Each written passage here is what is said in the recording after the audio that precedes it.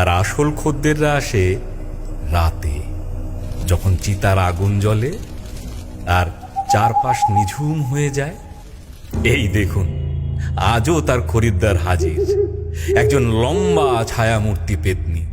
তার নাম ছায়ামাসি, আর তার পাশেই বসে আছে বিশাল মুন্ডহীন ভূত কবন্ধ।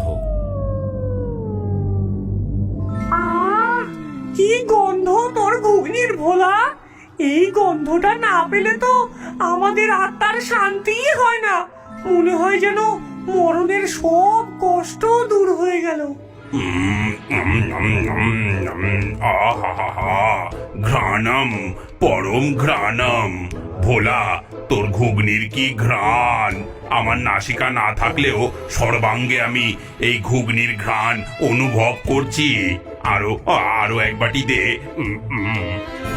দিচ্ছি দাদা, দিচ্ছি। তোমাদের ভালো লাগলেই আমার শান্তি। ভোলা কোনো সাধারণ ঘুগনি বিক্রেতা নয়।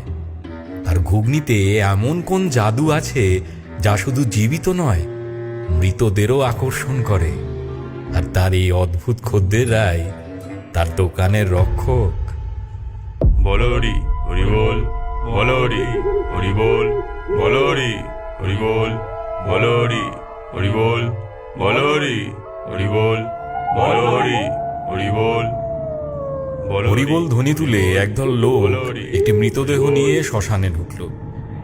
নিয়ম মতো তারা চিতার পাশে খাটিয়াটা নামিয়ে রেখে সৎকারের প্রস্তুতি নিতে লাগল। ঠিক তখনই ভোলার দোকান থেকে এক ঝলক সুন্দর ঘুগনির গন্ধ হাওয়ায় ভেসে এলো। খাটিয়ায় শোয়ানো বৃদ্ধের লাশটা হঠাৎ নড়ে উঠল। তার বন্ধ চোখ খুলল না ঠিকই, কিন্তু নাকটা ফুলে উঠল।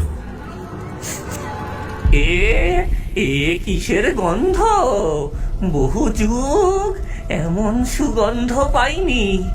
খিদে, বড্ড খিদে পেয়েছে।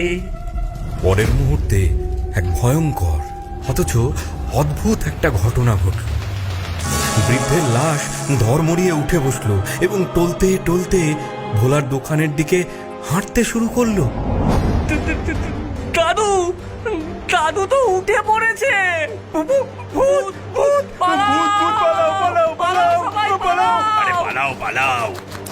নিমেষের মধ্যে সবাই যে যেদিকে পারলো দৌড়ে পালালো।